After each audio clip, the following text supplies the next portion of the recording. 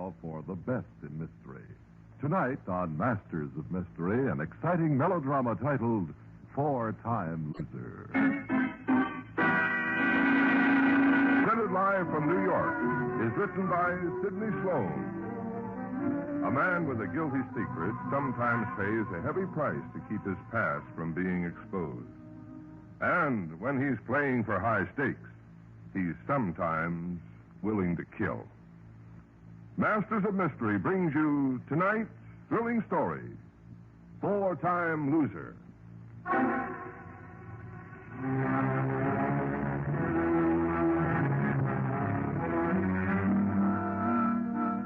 It's a strange and terrible experience to be sitting in your office on a bright autumn afternoon, free from worry, proud of your honest accomplishments. And then to have your secretary come in and inform you that your little dream of security is just that, a dream. There's a man waiting to see you, sir. He says he's an old friend, but he won't give his name. Anybody we know, Gladys? I've never seen him before. Well, probably someone who wants to sell me insurance. Tell him to leave his name. We'll get in touch with him. I've already told him that, Mr. Coombs, but he's very persistent. Oh, well. Send him in. Yes, Mr. Coombs. Mr. Coombs will see you now. Thanks. Won't you sit down? Don't mind if I do, George. Well, now, what can I do for you? What's the matter, George? Don't you know your old friends? I'm afraid you have me at a disadvantage. I sure have, Mr. Coombs. Or maybe I should have said Mr. Deal. Eh? Bennett Deal. I'm afraid I don't know you. You probably made some mistake. Now, if you don't mind, I'm very There's busy. no mistake. But if this will jack up your memory, what happened 12 years ago, April 5th? Remember cell block D, tier 18, cell 6? Can you forget 6 cons on the land, 5 caught, 1 getting away? Don't tell me you don't recognize your old cellmate, Benny. Matt Howard. That's right, Benny. My name is George. George Coombs. Sure, Coombs. You're a wise baby, Coombs. I gotta hand it to you. You see, I've been keeping tabs on your career for over a year now. I seen your picture in the paper attending a benefit with some society dame. I recognized you off. You recognize me? Oh, don't worry. I don't think nobody else would. You've changed a lot.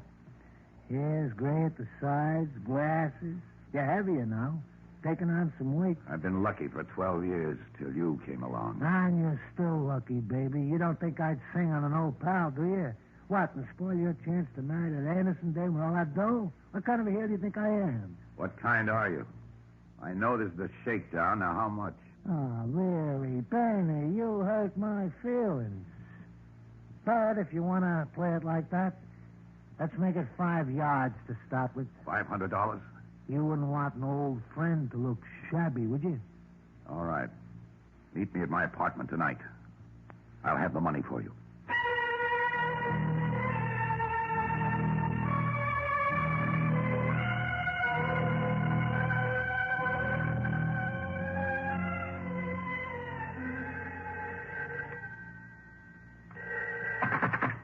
Hello? Hello, George. Oh, Elaine. You sound awfully surprised. Yes, I was expecting someone else, darling. Well, have you forgotten you were taking me to dinner tonight? No, of course I haven't. Elaine, I haven't forgotten. I'll pick you up in 15 minutes. Well, don't bother, because I'll call for you. Matter of fact, I'm downstairs in the lobby right now. Well, wait for me down there. Do you mind? I'll be right down. George, is anything the matter? No, dear, no. Some business I have to take care of. Not another woman, I hope. No, dear, not another woman. Well, then you won't mind my coming up and seeing for myself, will you? Helene, please, if you don't mind. I will be right up. Hello?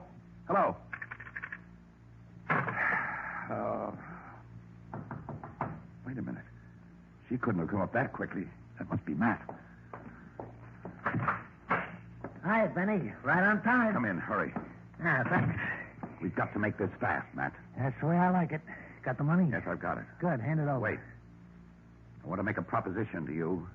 I'm always open to a proposition if it favors me. It does. What's the caper? I've got the 500 for you. And more. Keep talking. I'll give you 5,000.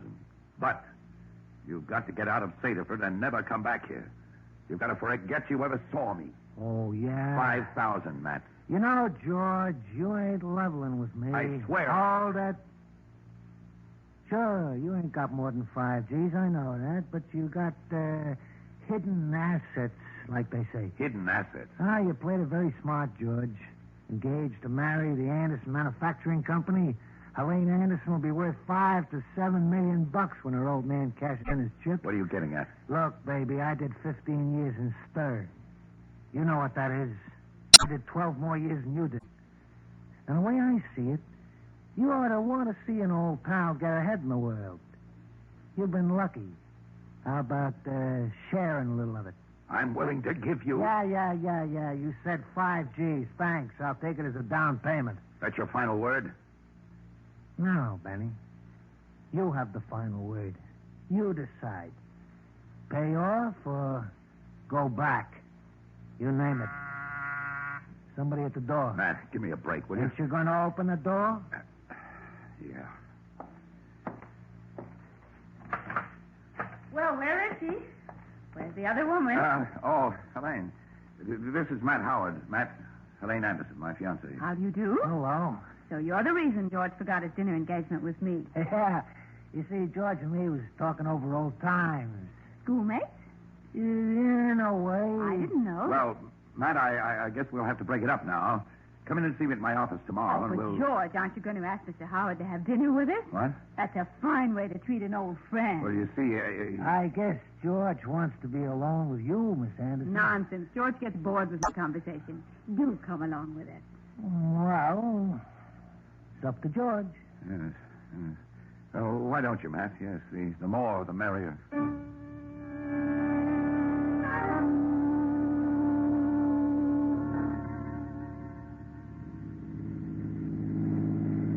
Your friend made a very interesting dinner companion, George. Who, Matt? Oh, yes, he's interesting, all right. What did he come to Saterford for?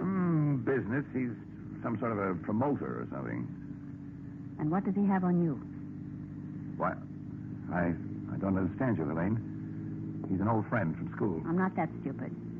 Mr. Howard's schooling has been few and far between. Well, he's a little rough and crude, maybe, but... Darling, please drop that pose.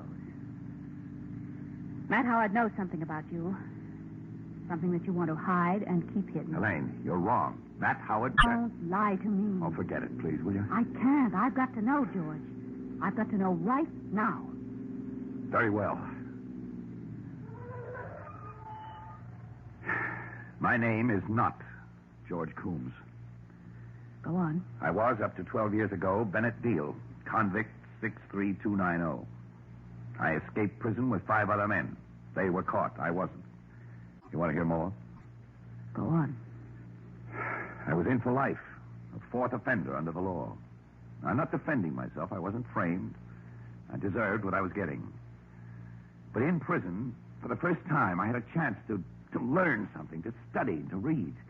And it opened up a whole new life to me. I worked hard to improve myself, to be somebody. But what chance would an old ex-con have to start life over at 50? When the opportunity for escape presented itself, I jumped at it. Well, I was lucky. I got away. Came here to Saterford. The rest you know. Is that all? Well, isn't that enough? Yes. Well? Well, I love you. Helene. I should have told you sooner, but I was afraid. You're afraid now, aren't you? That's what Matt Howard is holding over your head. He wants money, lots of it. Well, then give it to him. But you don't understand. It'll never stop. He knows we're going to be married. He knows you have me. What if you turned him into the police? Well, I'd go back with him this time forever. I'd never get out. Well, then what can you do? There are 2 things one can do about a blackmailer. You can go on paying. And the other? The other. I don't want to think of that. Yet.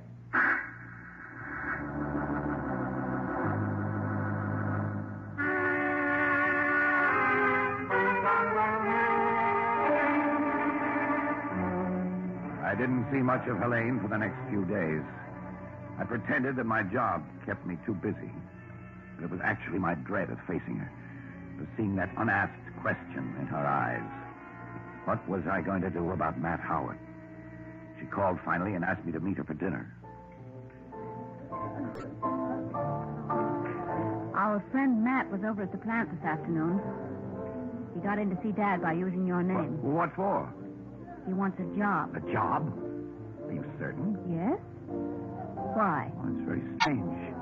With $5,000 of my money in his pocket and the prospect of getting more, Matt Howard goes job hunting. Would there be any harm in your vouching for him with Dad? I don't know. Suppose he is planning some shady deal, Helene. Suppose he does something which might point the finger at me, or worse, involve you. Helene, the best thing for you to do is to forget the whole business. And me along with it. You trying to tell me I've been jilted? Well, suppose we went ahead and got married. Every morning you'd have to face the inevitable fact that it might be our last day together. I'd face that. You see, George, all my life I've gotten the things I wanted. Maybe I've been a spoiled brat, but I'm too old now to change my ways. And I want you. I want to marry you. But, darling, this would be... Wait. Now listen to me. If Matt Howard is in the way, if he is keeping us from what we want... Don't say it, Helene. Shh. Wait. The head waiter's coming this way. Oh, he's motioning that you've got a phone call. Oh? Oh, I see. Well, pardon me, dear. I'll be right back.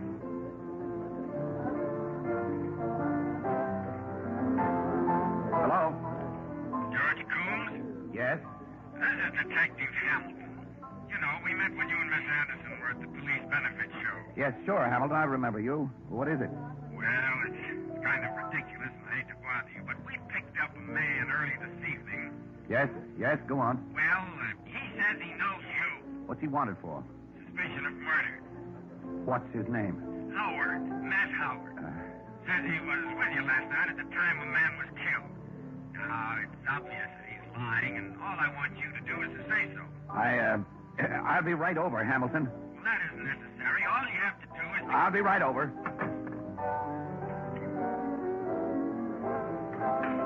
What is it, George? It happened. Matt Howard killed a man last night. He wants me to give him an alibi. What are you going to do? I'm going over to police headquarters. And are you going to give him an alibi? I don't know. I don't know.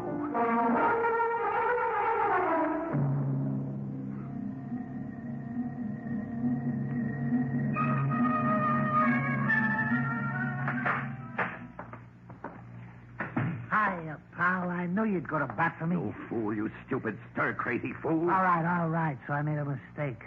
I didn't mean to kill him. You didn't mean to. If this weren't so tragic, it'd be funny. I said I was sorry. And everything's okay now. You gave me my alibi. I haven't given any alibi. I see. But you will, won't you, baby? You'll say I was with you last night. Because if you don't... I know. How did it happen?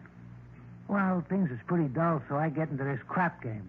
My luck is bad. By 9 o'clock, I'm rubbing together in my pocket 2 C-notes, the tag end of my roll. 200 left out of the 5,000. Yeah. Well, I was sore. I remember the guy says he's closing the game up at 11 o'clock. So you went back and killed him. I was identified as one of the guys in the game, but they really got nothing on me if you gave me the alibi. If I do, Matt, that would square us off for good, wouldn't it? We'd be quits from now on. You could grab the next train for New York. Grab the next train for New York, he says. You're a funny guy, Benny. Funny like them comics on the radio. I mean it, Matt. The river's dried up. The feast is over. There's no more dough. That's all I have. What about your rich girlfriend? After you marry her... There's not going to be a marriage. We washed the whole deal out tonight. You done this on purpose. You done it to cheat me. Maybe. Why, I ought to kill you. You ought to kill me.